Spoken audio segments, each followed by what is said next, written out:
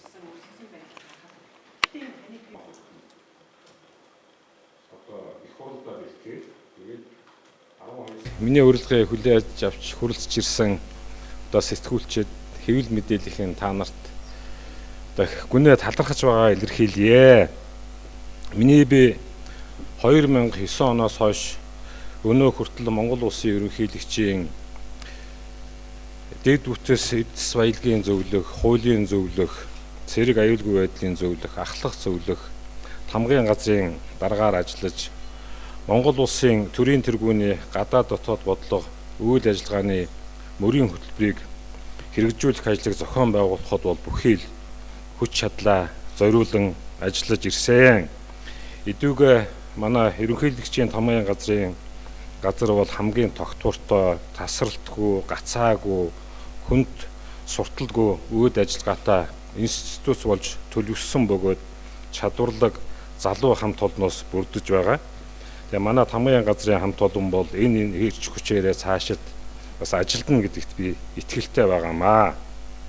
Энэ жил ихтэл бол үндэсний түүх соёлтой холбоотой арга хэмжээнүүд болон АСЕМ, олон улсын Монгол эрдэмтдийн их хурал гээд олон чухал арга хэмжээг бол амжилттай одоо зохион байгуулсныг бол та бүхэн сайн мэдж байгаа. Гэхдээ би өнөөдөр одоо та бүхэнд ерөнхийлөгчийн болоод ерөнхийлөгчийн тамгын газрын үйл ажиллагаатай холбоотой асуудлаар биш, өөрийн гаргасан улс төрийн шийдвэрийн талаар одоо мэдээлэл хийх гэж өрсөн юм аа. Өнөөдөр Монголын нийгэмд хоримтлагдсан олон асуудлыг шийдвэрлэх, Монголын ирээдүйг тодорхойлоход одоо ардчилсан намын хүлээх түүхэн үүрэг их байгаа. Өнөөгийн Монголын нийгэмд хоримтлагдсан бий болсон хүндрэл бэрхшээл, сорилт бэрхшээл бол Монгол дахь засаглалын одоо чадвах сул мөн улс төрийн намуудын төлөвшил байдлаас бол их улбаатай гэж үзэж байгаа. Монголын ард түмэн бол ардчлалыг, ардчилсан намыг бол байнга дэмжиж, бас ардчилсан намаас бол ихийг одоо хүлээдэг. Харамсалтай нь бол тэр итгэлийг нь бол манай нам дааж чадахгүй байна. Тэгээ энэ нь бол намаа олон фракцт хуваасан, дүрмээ мөрддөггүй, бас боловсон хүчний зөв бодлого баримталж чадаагүй гэд олон шалтгаантайг та бүхэн мэдж байгаа хаа. Өнөөдөр ардчилсан намыг тогтсон үзэл баримтлалтай, тогтвортой бүтэцтэй, судалгаанд суурилсан хөгжлийн бодлоготой, цэгцтэй боловсон хүчний бодлоготой, улс төрийн өрсөлдөөний шин соёлтой, нээлттэй, өрсөлдөх чадвартай улс төрийн одоо хүчин болгох шаардлага, тийм зорилт, тийм сорилт бол тавигдж байгаамаа.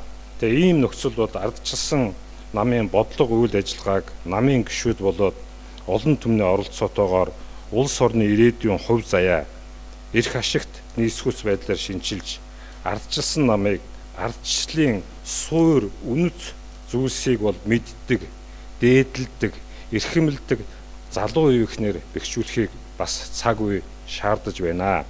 Энэхүү шинтгэл шилжилтийн хариуцлагатай экзектэй цаг үед миний би ямагт үндэснийхээ эрх ашигыг дээдэлж, ардчилсан намаа нэг л цул, нэгэн том фракц байх ёстой гэж үзэж ирсэн байр сууриа дахин нотолж, хоримтлуулсан төрийн болоод улс төрийн ажлын туршлага, эдийн засаг, улс төр, хууль цааз, гадаад харилцааны гэд мэдлэг боловсруулаа ардчилсан намынхаа шинтгэлийн үйлс зориулах нь зүйтэй гэж шийдснээ та бүхэнд сонсгож байна.